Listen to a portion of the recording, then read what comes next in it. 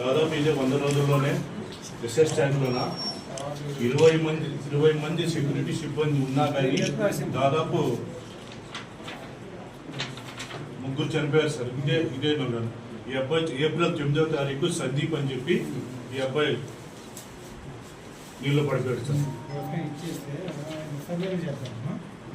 ఇది రవికుమార్ అని చెప్పి మే 13వ తారీఖు ఈయన కూడా పడిపోయినాడు సార్. లేదా మన తాగునీటి రిసెర్చ్ ట్యాంక్ మరి రీసెంట్గా సార్ మొన్న ఈయన రైల్వే ఎంప్లాయ్ జగన్నాథ్ గుప్తా అని చెప్పి మొన్న జూలై 19వ తారీఖు పడినారు సార్.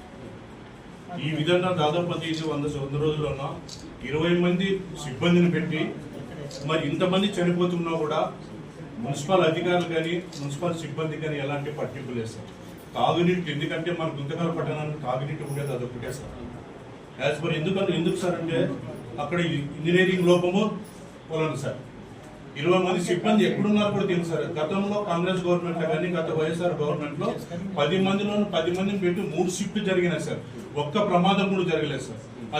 అది కావాల్సింటే మేము క్లారిఫికేషన్ చేసుకొని మీ రికార్డ్స్ కూడా చూపించుకోండి సార్. కేవలం ఈ 100 రోజుల్లోనే 3 మంది చనిపోతే అందులో డెడ్ సార్. నీళ్ళు అంటే చాలా ఇబ్బంది పడే పరిస్థితుల్లో 10 రోజులకు ఒకసారి 8 రోజులకు ఒకసారి నీళ్ళు అవుతుంది. ఆ నీళ్లు కూడా కర్ణకాకులు ఏ అర్ధరాత్రిలో ఏ 4 గంటలకు వదులుతున్నారు. అట్లా వదిలినప్పుడు ఏమవుతుందంటే సార్ నీళ్ళన్నీ కూడా ఉత్తా అయిపోతున్నారు సార్. ఎక్కడ కూడా వాళ్ళ మీద అజ్మాయిస్ లేదు, ఏమి లేదు సార్. అదొకటి సార్. తర్వాత వచ్చేసి మన ట్యాంకర్ సార్ ఎక్సెస్ దోనుముఖల తర్వాత ఎక్కడెక్కడ పైప్ లైన్ ఏరియాలో దాదాపు 8 ట్యాంకర్లు మున్సిపాలిటీ ద్వారా తోలుతున్నారు సార్. 26 నెలలు అయింది సార్. వాళ్ళకి 70 లక్షల రూపాయలు ఇవ్వలేదు సార్. వాళ్ళు ఇవ్వలేనందువలన స్టాప్ చేసుకున్నారు సార్. ట్యాంకర్స్ రావట్లేదు సార్.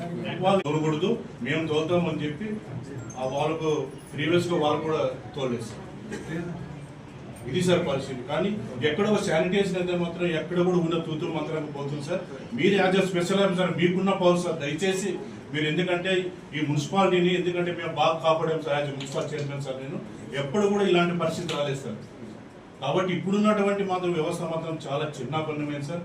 మీరు దయచేసి మీరు తీసుకొని మీరు ఖచ్చితంగా కూడా సార్ మీరు ఆ సిబ్బంది అన్ని కూడా అలర్ట్ చేయాల్సి ఉంటుంది. కాబట్టి ఏదైతే అఘాయిత్యం చేశారో మరి ప్రమాదం జరిగిందో ఆ సిబ్బంది మీద సస్పెండ్ చేసి చర్యలు తీసుకోవాలి సార్.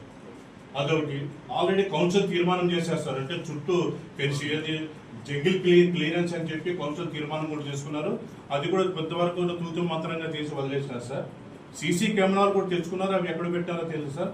ఫెన్సింగ్ ఏమని కూడా ఫెన్సింగ్ కూడా మరి కౌన్సిల్ తీర్మానం చేసినారు సార్.